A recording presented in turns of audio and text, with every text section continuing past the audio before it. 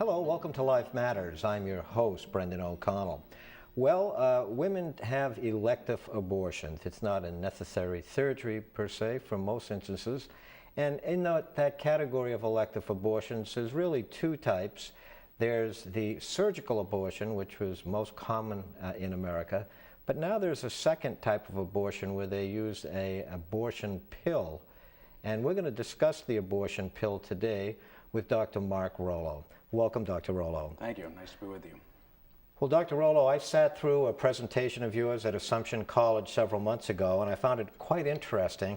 And I've invited Dr. Rollo here to explain what it is, the abortion pill, and can it be reversed? In other words, if you've taken the abortion pill and then change your mind, can you actually reverse it so that the child could be born? So we'll ask Dr. Rollo. Dr. Rollo, why don't you go ahead with your presentation? Sure. We can put the first slide up on the screen. I'll talk to you about the reversal of mifepristone with progesterone. Mifepristone is otherwise known as RU-486 and also called the abortion pill, and it's not to be confused with the morning after pill. The morning after pill is taken after sexual activity to prevent the embryo or the fertilized egg from implanting into the uterus, whereas the mifepristone RU-486 abortion pill can be taken long after the embryo has implanted, and in fact up to about 9 weeks or 1/4 of the way approximately into pregnancy. So it's not the morning after pill, it is an abortion pill, and it can cause an abortion in the first trimester. Mifepristone, the abortion pill, RU-486, blocks the actions of progesterone.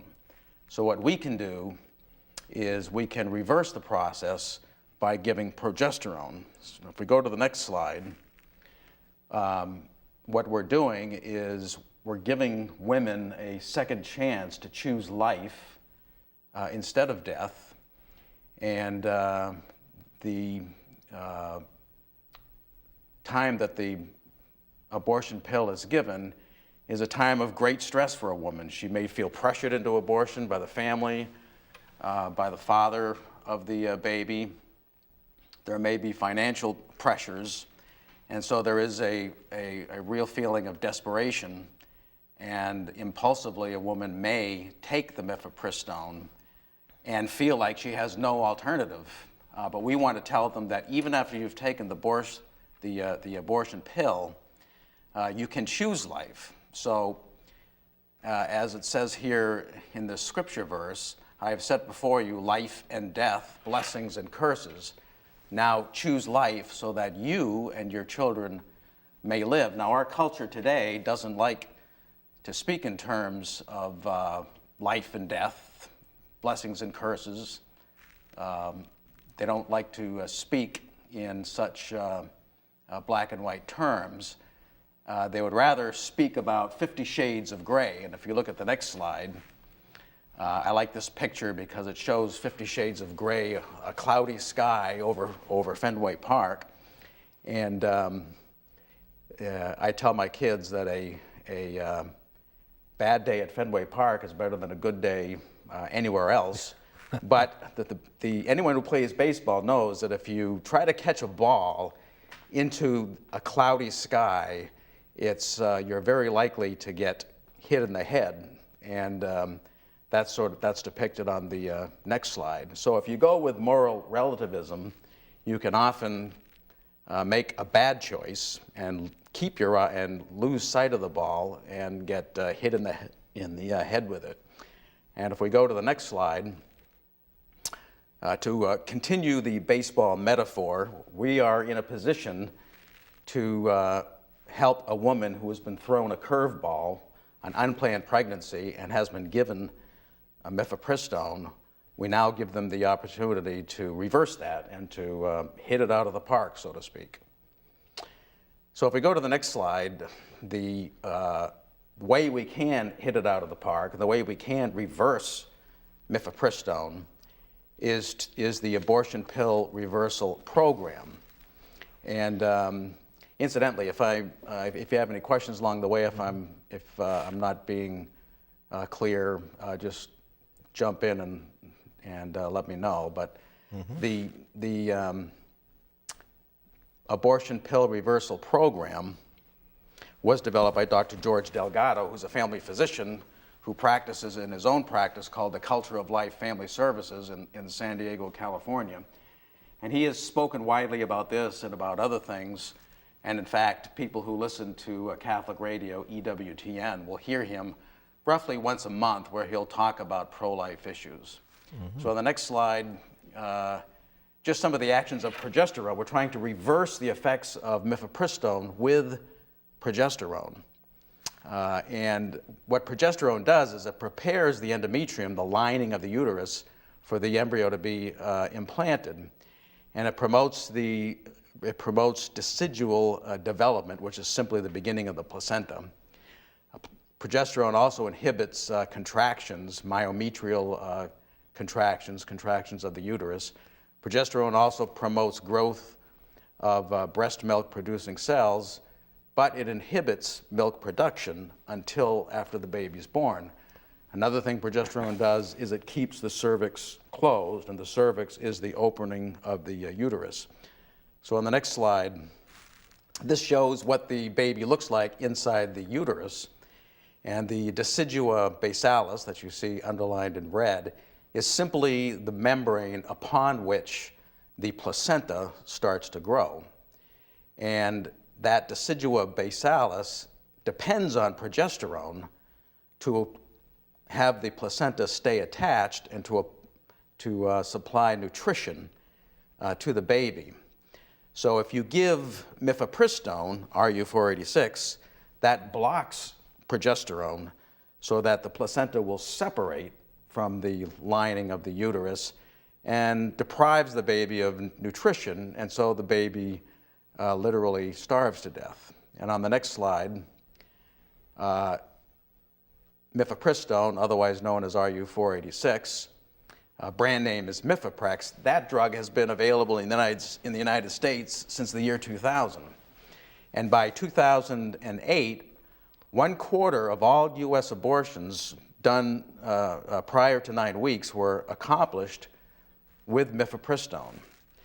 So currently, about somewhere between 18 and 25% abortions in this country are performed each year with mifepristone. That's between 200 and 300,000 abortions per year are medical abortions done with RU486.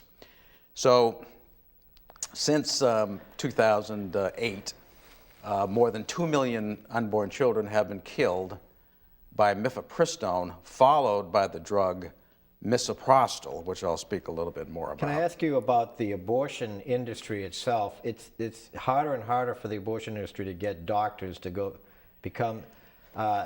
be abortionists, to do surgical abortions. Right.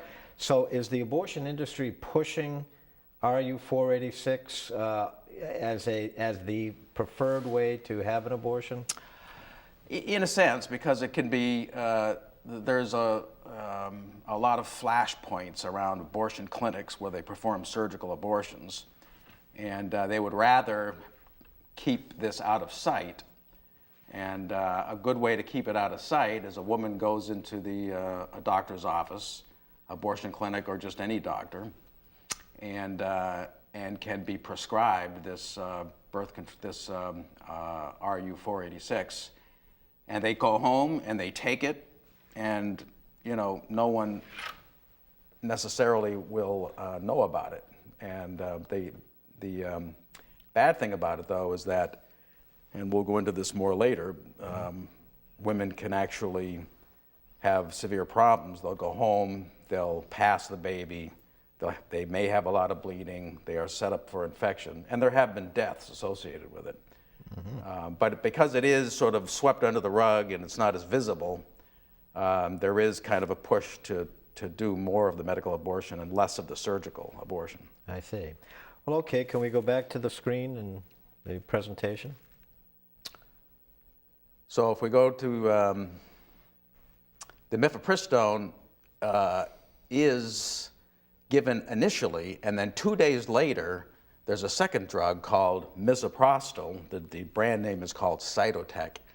That's given to complete the abortion.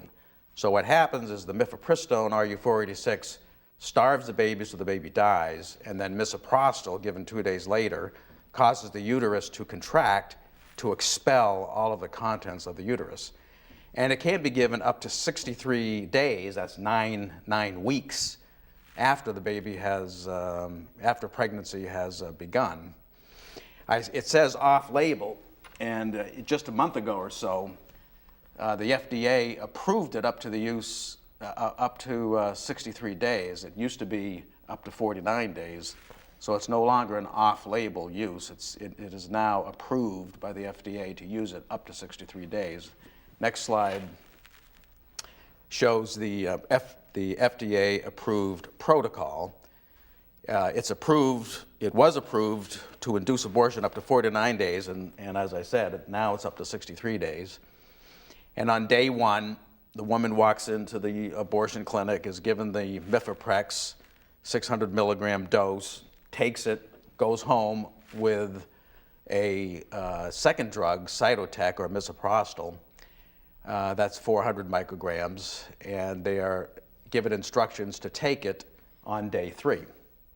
On day 14, it's recommended to do an ultrasound to confirm that the embryo has died and has been passed from the uterus.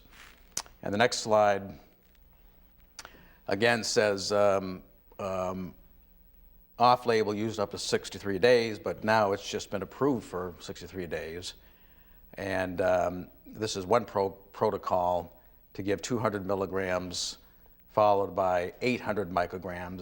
It's simply a different protocol. I think we can go on to the next slide. Can I just make one remark there? It's my understanding that one of the pills is much more expensive. I think the Mifeprex is much more expensive than the misoprostol. Yes. And that the protocols were really not being followed.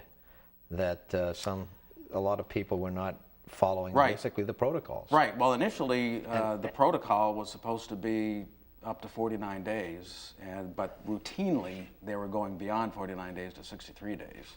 Mm-hmm. And so it wasn't initially being used. And the cost of the pills, though? The cost of the pill, I'm not really sure, to tell you the truth, but the Mifepristone is a more expensive pill than the Cytotec. Mm-hmm. Cytotec, it turns out, used to be a pill that was given for ulcers. Mm-hmm. And they found out that it had a side effect of causing uterine contractions. Mm-hmm. And so as a result, you would not want to give Cytotec to a reproductive age woman to treat her ulcers, because you may inadvertently cause a miscarriage. But as often happens in medicine, you see a side effect of a drug becomes its actual use. So now Cytotec is really never used as an ulcer drug, but it is used to cause the uterus to empty. Mm-hmm. I see. Okay. Back to our presentation. Yep. So the next slide.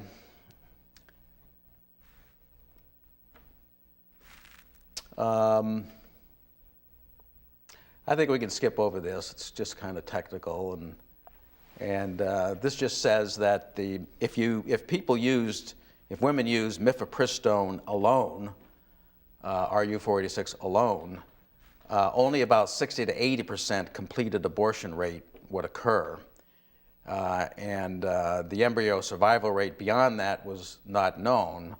So that what would happen if Mifepristone was given and a miscarriage did not occur, or an abortion did not occur, then you would go on to the surgical abortion.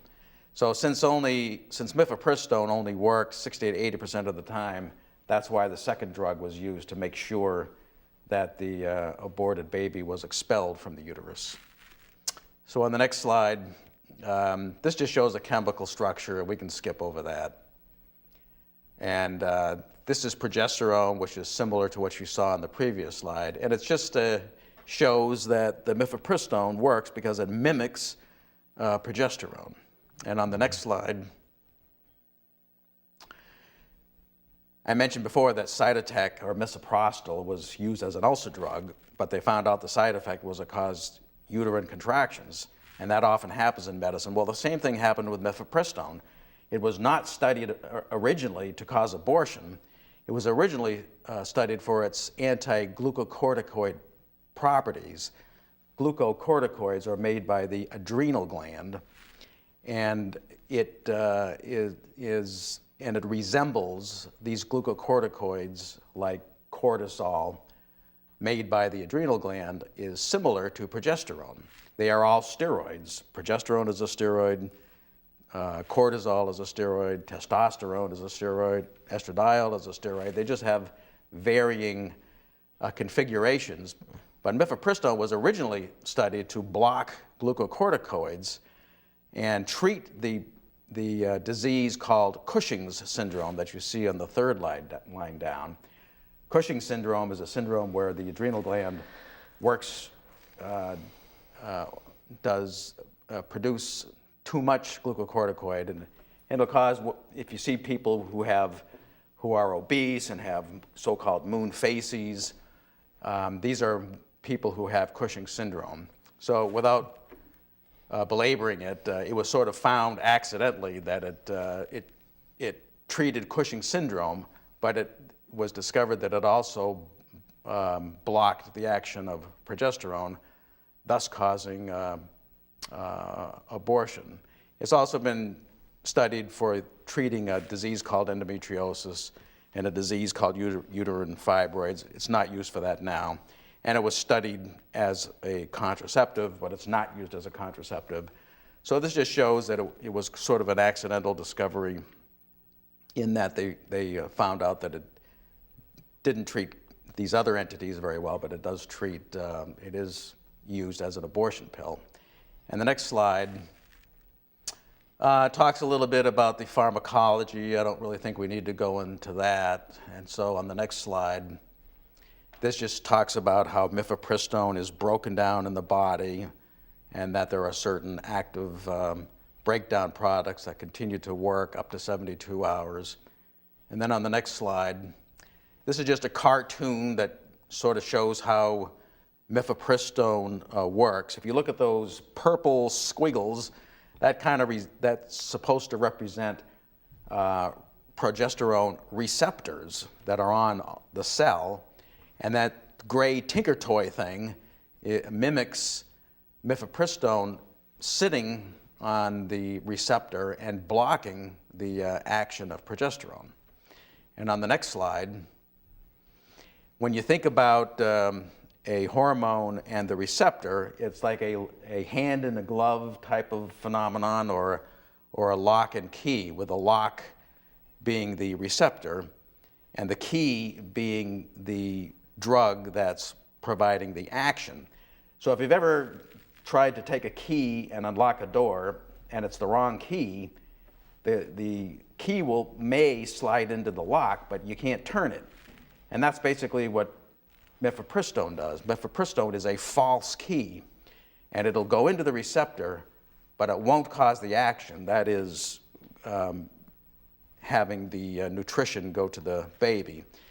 And so when you have this false key in the lock, the true key can't get in. So progesterone can't get in and do its thing, and so abortion results. And on the next slide, these were the first cases that were done when it was studied as to how to reverse the abortion pill. So if you look at the top line, the first woman that this was tried on, she was 8 weeks pregnant, so the gestational age was 8 weeks, and it took 35 hours to get progesterone, to give a progesterone shot after the RU486 was given. So the woman was 8 weeks pregnant, she wanted to get an abortion, she went to the abortion clinic, was given the RU486, she changed her mind, and 35 hours later was able to get in touch with somebody who could give her a shot of progesterone, 200 milligrams IM, or intramuscular.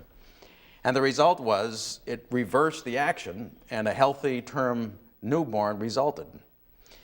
And the rest of it shows that at subsequent pregnancies at different gestational age, received progesterone at different times after the RU486. And in the first 4 cases, a healthy term newborn resulted. The last couple of cases there, the last one is unknown, and the one before that, the drug was given very early in the pregnancy, just at 7 weeks, and the progesterone didn't work and abortion resulted. So the bottom line is, the further along a woman is into the pregnancy, the more likely it is that the progesterone will work. And the quicker the progesterone is given relative to the time the RU486 is given, the more likely it is to be successful. And on the next slide, these are just some early statistics of the abortion pill reversal protocols that from May of 2012 to February of 2016, there were 1,312 phone calls made to the hotline, and 572 of those women decided to take progesterone to try to reverse the RU486. That's 43%. Born, that didn't project well. That next to born should be 158. So 158 of those 572 were born, and 84 of those 572 were still pregnant at the time that this slide was done in February of 2016. So bottom line is, the success rate so far is 55%. So if a woman takes RU486 and has second thoughts and wants to take progesterone, she can be successful 55% of the time. And there have been no birth defects except for one port wine stain, which is a description of a skin birthmark, and probably had, well, almost definitely had nothing to do with the abortion pill or the progesterone. Mm-hmm. So if we go to the next slide, the abortion pill reversal has assisted women in 45 states in the country so far. And in the next slide, it indicates that there are 13 additional countries where the drug has been successfully used. And the next slide shows that, well, people were concerned about birth defects. If we try to reverse the process, will the mifepristone RU486 cause birth defects, or will the treatment with progesterone, will that cause birth defects? So that was a real concern. And if we look at the next slide, we can see that the circle on the left represents the mifepristone RU486, and there's no good data suggesting birth defects. On the other hand, the misoprostol, represented by the circle on the right, we do know that that drug, that second drug that's given 3 days on day 3 or 48 hours after the first drug, can cause birth defects, which are referred to as limb reductions, so the arms and legs can be shortened or deformed. There can be facial paralysis. So I know that the second drug can cause birth defects, but our goal is to have the progesterone given before they take the second drug. So on the next slide, teratogenicity, or which is a term that's used for does this drug cause birth defects, the American College of Obstetricians and Gynecologists, not a pro-life organization, has admitted that mifepristone does not cause birth defects. And the next slide talks about progesterone. Okay, so we've determined that mifepristone, RU486, does not cause birth defects. It'll either cause an abortion or it won't. And progesterone won't cause birth defects either. There was some concern that it might cause an entity called hypospadias, which is simply a birth defect involving the penis. But this was not linked ultimately to natural progesterone. It is linked to artificial progesterones called progestins, but it's been determined to be safe if you take the natural bioidentical hormone progesterone. And on the next slide, this just reiterates that the FDA review concluded that birth defects would not occur in the use of progesterone or 17-hydroxyprogesterone, which is actually a long-acting progesterone, which is sometimes used rather than the short-acting progesterone. And on the next slide, Dr. Thomas Hilgers is a obstetrician gynecologist, pro-life, who practices in Omaha, Nebraska. And he's affiliated with Creighton, right? Creighton exactly, University. Exactly. So he's associated with Creighton Creighton University and founded the Pope Paul VI Institute for the Study of Human Reproduction.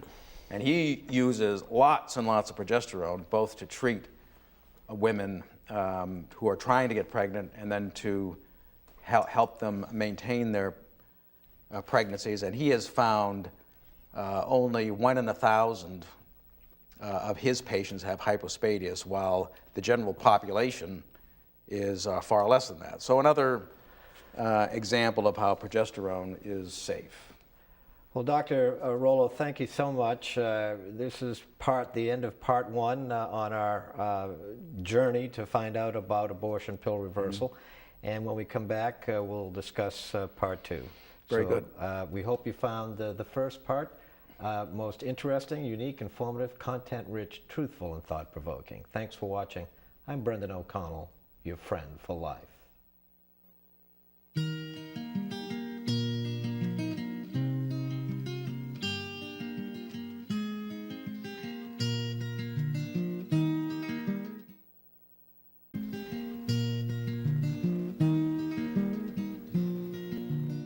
Hi, I'm Colby Mazzarella.